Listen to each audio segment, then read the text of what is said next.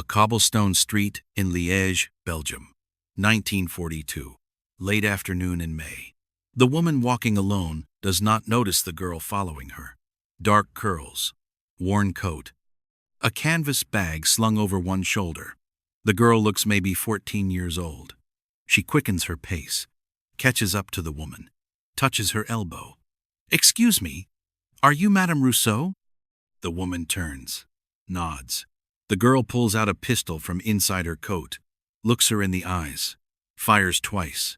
The woman crumples against the stone wall. Blood pools on ancient cobblestones. The girl walks away, not running, just walking, like she's heading home from school, like nothing happened. Her name is Sophie Laurent. She is 16 years old. The woman she just killed was a Belgian collaborator, a typist who worked for the Gestapo headquarters, who kept ledgers, names and addresses of every resistance member her office had identified.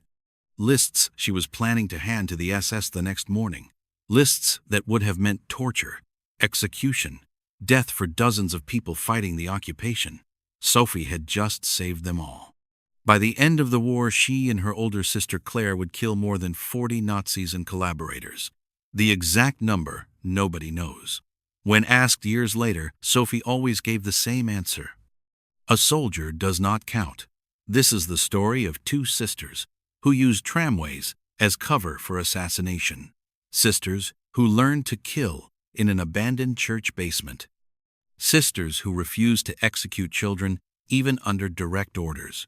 Sisters who remained human while surrounded by inhumanity. Sisters who were erased from history by the country they died protecting. Sophie Laurent was born in 1926 in a workers' district of Liège. Her childhood was marked by scarcity. The family lived in a 3-room apartment above a bakery. Her father worked the docks, hauling cargo, breaking his back for wages that barely fed them. Her mother, Marguerite, worked in a textile factory, 12-hour shifts, hands raw from thread and machinery. But Marguerite was a socialist who believed that when you witness injustice, silence makes you complicit. When Sophie was 7, her parents separated. Her father took work in Antwerp, sent money when he could. They rarely saw him after that. Marguerite raised the 2 girls alone. They slept on straw mattresses in the same small room. They had almost nothing. But their mother still found space for others. Jewish families fleeing persecution, Spanish refugees from the Civil War, communists hiding from Belgian authorities. Sophie and Claire grew up learning that their beds were not entirely theirs. That survival sometimes meant making room for strangers. They collected clothing for refugee children, distributed food from church donations, learned early that comfort is a luxury and solidarity is a necessity. Their mother taught them one lesson that became foundational. If you can help someone, you must sacrifice something of yourself. It was a lesson that would eventually require them to sacrifice their innocence, their safety, parts of their humanity. May 10th, 1940. Nazi Germany invaded Belgium. The Belgian army resisted for 18 days, then surrendered. Sophie was 13. Claire was 15. The occupation began with brutal efficiency. German soldiers patrolled streets, swastika flags hung from municipal buildings, new regulations, new prohibitions, new terror. Jews had to register. Curfews were imposed. Ration cards controlled food. The comfortable Belgian life vanished overnight. Sophie remembered the sounds more than anything. The Germans were always shouting, always banging rifle butts against doors. The entire neighborhood would hear it. The fear was constant, like living under a storm that never passed. But the Laurent family didn't hide. They resisted from the beginning. Sophie and Claire joined their mother, distributing underground newspapers, illegal pamphlets printed on hidden presses. At night, they'd move through alleys with wheat paste and paper, covering German propaganda with their own messages. Belgium will be free. Do not work for the occupiers. Every Belgian laborer in Germany means one more soldier at the front. Then they'd vanish into the darkness, hearts racing, Knowing capture meant execution, but they were never caught. Two young girls, in the shadows. Who would notice them? Their activities caught attention. In 1941, a man named Henri Duchamp appeared at their door. He commanded the Liège Council of Resistance, part of the underground network coordinating sabotage and intelligence gathering. He'd heard about the Laurent family, the factory worker who sheltered refugees, the daughters who distributed seditious materials. He wanted to recruit them. He asked Marguerite bluntly, "Can your daughters fight?" Sophie was 14, Claire was 16. Their mother said yes immediately. The girls said yes immediately. But Duchamp needed proof they wouldn't break, so he tested them. Several days later he returned, this time wearing a Gestapo uniform. Authentic, stolen from a dead officer. He kicked open their door, gun drawn, screaming in German, demanding the location of a Jewish family supposedly hiding in the building. Sophie and Claire didn't crack. They gave nothing. No names, no locations. Instead, they attacked him, clawing, biting, fighting with the desperate fury of people choosing death over betrayal. Duchamp ended the test, revealed himself. They had passed. Now he explained what joining actually meant. You'll learn demolition, how to sabotage railway switches and communication lines. You'll forge documents, run messages. He paused. And you'll learn to kill Germans. Claire looked at her younger sister. Sophie met her eyes and said, "That's something worth learning." Their mother gave them one piece of guidance before they began training. Stay human, whatever they make you do. Whatever you have to become, stay human. The Laurent sisters were taken to an abandoned church basement. There, in the cold stone darkness beneath ruined pews, they learned to fire weapons, how to sight, how to control breathing, how to squeeze rather than pull, how to kill efficiently. The instructor was a former Belgian army sergeant. He treated them as soldiers, because they were about to do what soldiers do. Their first assignment wasn't killing, it was disruption. German supply depots needed to burn, but they were guarded by Wehrmacht soldiers. The strategy was direct. Sophie and Claire would approach the guards, engage them in conversation, flirt if necessary, create distraction, while other resistance members infiltrated from the rear and started fires. It succeeded perfectly. The depots burned. The guards never suspected the two young Belgian girls who'd been chatting with them moments earlier, smiling, asking about their families back in Germany. Duchamp recognized their value. These girls could access targets men couldn't reach. Their youth and apparent innocence were tactical advantages, weapons more effective than grenades. It was time to weaponize that advantage fully. Sophie's first victim wasn't a German soldier. It was a Belgian woman.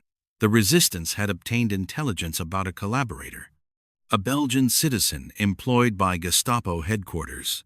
This woman had access to resistance files, names, safe houses, operational plans. She was preparing to deliver comprehensive intelligence to the SS. That intelligence meant death for dozens of resistance fighters, capture, torture, execution. The resistance assigned Sophie the mission. She followed the woman from Gestapo headquarters, tracked her through the city, approached her on a quiet street, confirmed identity. "Excuse me, are you Madame Rousseau?" The woman nodded. Sophie pulled the pistol, looked directly into her eyes, fired twice. The woman fell. Sophie walked away. Later, she would describe the aftermath. Your first instinct after killing someone is to help them, to stop the bleeding, to apologize. That instinct persists, no matter how many times you pull the trigger, no matter how necessary the killing.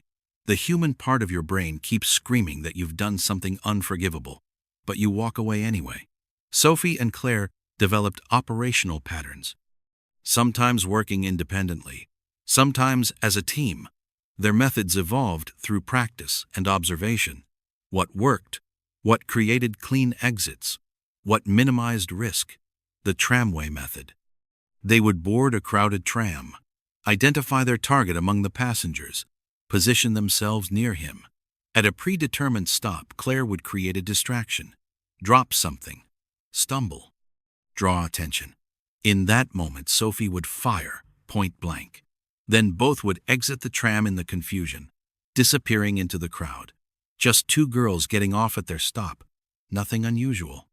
The market method. Public markets were chaotic, perfect for assassination. They would follow a target through the market, wait for the moment of maximum noise and activity, then strike. One shot. Immediate dispersal into the crowd. Witnesses saw everything and nothing. Chaos obscured specifics. The bridge method. Liège had many bridges over the Meuse River. Late at night, these bridges were poorly lit. Perfect for ambush. They would wait in shadows. Target would approach. One shot. Body into the river. No evidence. No witnesses. Gone. We developed systems, Claire explained decades later. We learned what worked through trial and error. Through survival. You couldn't plan everything, but you could create frameworks, patterns that increased your chances. In 1943, a third member joined their cell. Her name was Isabelle Moreau. Everyone called her Belle. She was different from the Laurent sisters. Belle came from a bourgeois family. Her father was a banker. She had been studying philosophy at the university in Brussels, preparing for an academic career. But when the Nazis demanded all students sign loyalty oaths to the Reich, Belle refused. She was expelled. She didn't return home. She joined the resistance. Belle had memorable features: dark brown hair that was almost black, striking blue eyes, delicate features, the kind of face that drew attention. It would eventually lead to her capture. But first, she would become one of the most effective killers in the Belgian resistance. Duchamp tested her identically, gave her a weapon, sent her to eliminate a target. She approached, raised the gun, hands trembling, pulled the trigger. Nothing. Empty weapon. Test complete. The target revealed himself as Duchamp. She had passed. Now she joined Sophie and Claire. 3 young women operating as a coordinated unit. Belle was the strategist, the one who planned operations in meticulous detail.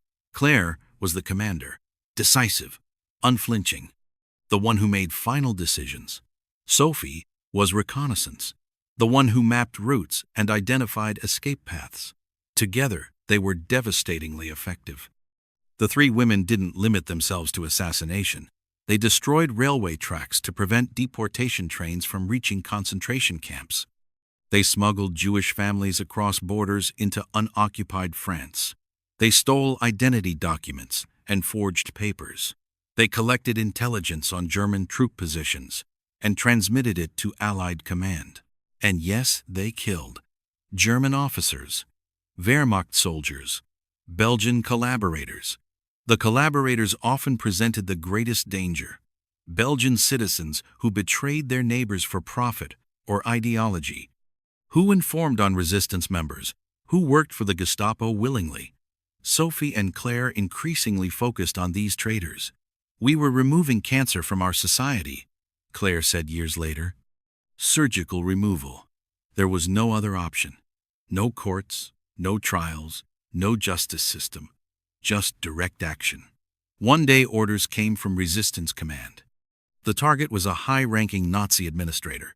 The mission was to kidnap his 2 young children, hold them hostage to force the release of captured resistance members.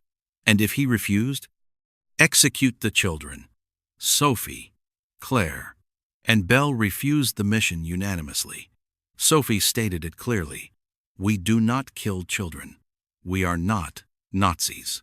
They had killed many people. Would kill more, but children, never. That was the boundary between resistance and terrorism, between fighting evil and embodying it. They would not cross that line, not for strategic advantage, not under orders, not ever. Some things destroy you if you do them. Claire was walking through the city center one evening when she witnessed something that scarred her permanently: a Belgian SS volunteer. A Belgian who had joined Nazi forces voluntarily. He was standing on a corner. He had seized an infant from a Jewish mother. The mother was screaming. The father was there, an older sibling. all screaming, begging. The volunteer held the infant up and hurled it against a stone building. The child died on impact. Silence. The family collapsed. Claire stopped, drew her pistol, shot the volunteer 3 times. Center mass, right there on the street, in public, with dozens of witnesses. It wasn't an assignment. No orders, no planning, no support. That wasn't a mission, she said later. But I would do it again. Some things demand immediate response. Between operations, they attempted normal lives. Sophie still helped her mother with household tasks. Claire still worked occasional shifts at the textile factory for appearance. They still had friends, still attended social gatherings when possible, still pretended they were ordinary Belgian girls living ordinary lives under occupation. But every night they saw faces.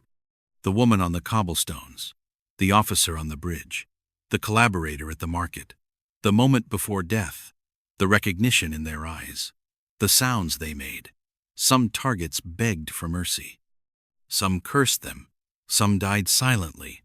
Sophie remembered one German soldier who smiled before she shot him, who seemed almost relieved, who whispered something in German she didn't understand. She never knew if he was welcoming death, or accepting fate, or simply acknowledging the mathematics that everyone who kills eventually dies. The intervals between missions were worse than the missions. Sitting in their apartment, listening to footsteps in the stairwell, wondering if the Gestapo was coming, wondering if someone had informed, wondering if this was the moment of capture. They kept weapons hidden everywhere, slept in clothes, always prepared to flee, always prepared to fight, always prepared to use the cyanide capsules Duchamp had provided rather than face Gestapo interrogation, because they knew what happened to captured resistance fighters, saw the bodies afterward, heard the screams from interrogation facilities, knew that everyone breaks eventually under sufficient torture. The question was only how long you could resist, how much information you could protect.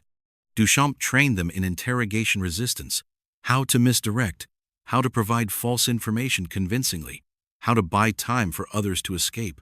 But he also taught them when to choose death, when capture was certain, when torture was inevitable, when the intelligence they possessed was too valuable to risk. He gave them cyanide, small glass vials, death in seconds. Sophie kept hers in a hollow pendant. Claire kept hers sewn into her coat hem. They never used them, but having the option provided comfort, control. The knowledge that they wouldn't endure what so many others endured. The Gestapo employed specific tactics against women: sexual violence as interrogation technique, rape as punishment, humiliation as weapon. Every woman in the resistance understood this, understood what capture meant. It was another motivation to fight efficiently, to kill quickly, to never allow capture. By 1944, Isabelle Moreau was one of the most wanted resistance members in Belgium. Her distinctive features had been noted at too many scenes. Witnesses provided descriptions. The Gestapo issued bulletins. Find the dark-haired woman with blue eyes. Belle altered her appearance as much as possible, cut her hair short, wore different clothing, changed her walk. But she continued operations. In August 1944, she and another resistance fighter named Thomas Blanchard were assigned to eliminate a Belgian collaborator named Victor Lemaire. They located him. Blanchard shot him. But Lemaire survived the initial shot. And in the chaos, Blanchard was wounded. Belle escaped. Blanchard was captured. He was taken to a military hospital, dying from his wounds. The Gestapo interrogated him.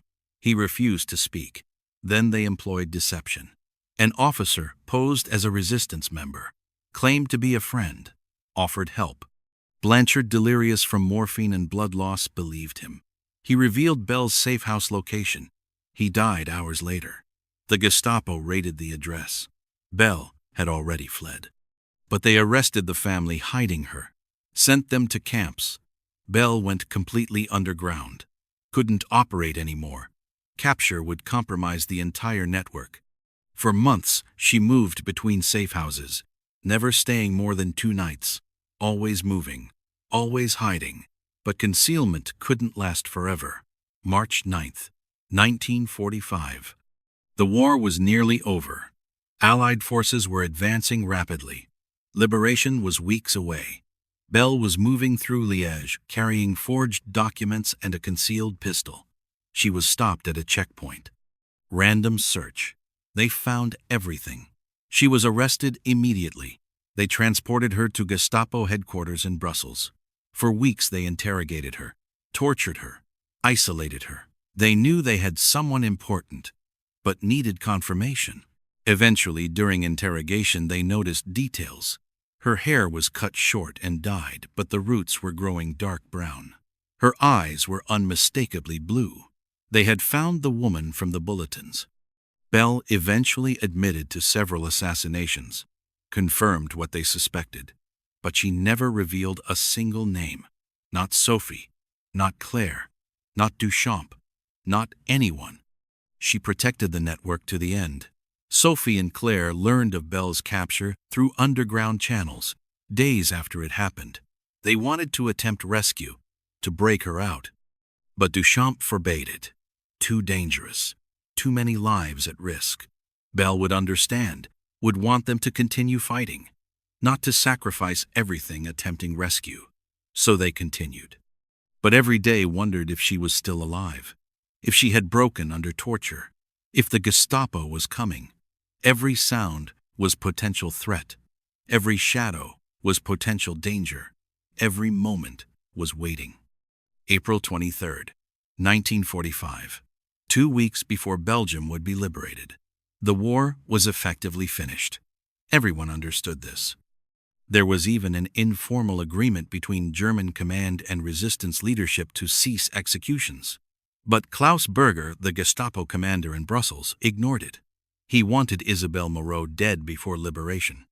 2 Belgian collaborators were selected as executioners. Their names were Edouard Coenen and Luc Devos, both Belgians, both traitors. They transported Belle to a forest outside Brussels, the same forest where dozens of resistance fighters had been executed and buried in unmarked graves. Coenen raised his pistol, fired. The bullet grazed Belle's temple, wounded her. Blood poured down her face, but she remained conscious. She looked directly at Coenen and spoke clearly. "I have killed better men than you, with better aim than that." Devos raised his submachine gun, fired a burst. Isabelle Moreau died in that forest. She was 23 years old. They buried her in a shallow grave, so shallow that her hand remained partially visible above the earth. Belgium was liberated on May 8th, 1945. 2 weeks after Belle died. After liberation, they found 173 bodies in that forest, 172 men, and 1 woman. Isabelle Moreau. She received a state funeral. King Leopold called her the conscience of the resistance. Thousands attended. She was honored, memorialized, her name inscribed on monuments. But Sophie and Claire received nothing. For decades, the Belgian government ignored them. Why? Because they were socialists. During the Cold War, anyone with leftist politics was marginalized, forgotten, treated with suspicion. The sisters who had killed Nazis for their country were treated like threats to the state. Claire coped through art. She became a painter, creating works about resistance and memory. She gave occasional interviews, spoke at schools, refused to let the history be erased. Sophie chose silence. I coped by building a normal life. She married a man named André Fontaine, had 2 children, tried to forget, but the past doesn't release you. She suffered chronic insomnia, nightmares without warning, flashbacks triggered by ordinary sounds, a door closing, a tram bell, someone asking her name. Every year on Liberation Day, she woke with dread, with the weight of all the dead, all the faces, all the names. When people asked how many she had killed, she gave the same answer always. A soldier does not count. She never revealed the number. Neither did Claire. Some burdens you carry alone. Her children knew their mother had been in the resistance, but not the details. Not about the killing. Not about the forest and the tramway and the bridge. Sophie never told them. She wanted them to grow up unburdened, without knowing their mother was a killer, even if necessary, even if justified. Still a killer. Her husband André had been in the resistance too. Different cell, different operations. They understood each other, understood the nightmares, understood the silences, understood why certain things made them freeze, why they always sat facing exits, why they never felt entirely safe. They built a quiet life in Liège, raised children, worked ordinary jobs, attended mass, shopped at markets, lived like everyone else. But they weren't like everyone else. They carried ghosts. For almost 70 years, Sophie and Claire waited for acknowledgement, for recognition, for gratitude. Finally, in 2013, the Belgian government invited them to a ceremony. Prime Minister Elio Di Rupo awarded them the Military Cross, official recognition for wartime service. Sophie was 87 years old. Claire was 89. Sophie's daughter said it was the first time she'd seen her mother truly smile in years. After 68 years, someone finally said thank you. Streets in Liège were named after them. Their story was documented in books and academic papers. School curricula included the Laurent sisters. But for most of their lives, they had been erased, forgotten. Two teenage girls who had killed Nazis for Belgium, ignored by the country they saved. Claire Laurent died on July 4, 2015. She was 91 years old. Her funeral was attended by veterans and politicians and artists, people who finally understood what she had done, what she had sacrificed, what she had carried all those years. Sophie Laurent died on November 2, 2017, 1 week after her 91st birthday. Throughout her life, Sophie visited Belle's grave, left flowers for the friend who hadn't survived, the dark-haired woman with blue eyes who had been so brilliant, so committed, so brave, who had died 2 weeks before liberation, who had protected them all until the end. At Sophie's funeral, her grandson spoke. He told the story his grandmother had never shared, the story he'd learned from historians and archivists, the story of a 16-year-old girl who killed Nazis, who shot collaborators on cobblestones, who remained human while surrounded by inhumanity. He said his grandmother taught him that courage isn't absence of fear, it's acting despite fear, that morality isn't following rules, it's making impossible choices in impossible situations. That heroism isn't glory, it's sacrifice. When asked late in life what advice she had for future generations, Claire said, "Make the right decisions and stay human." Those were the words their mother had given them. Stay human. No matter what you do, no matter what you become, stay human. Sophie and Claire killed people, shot them on streets and bridges and trams, watched life leave their eyes, pulled triggers knowing exactly what they were doing, but they remained human. They cried after killings. They refused to murder children. They carried the weight forever. They never claimed it was easy, never pretended it cost nothing.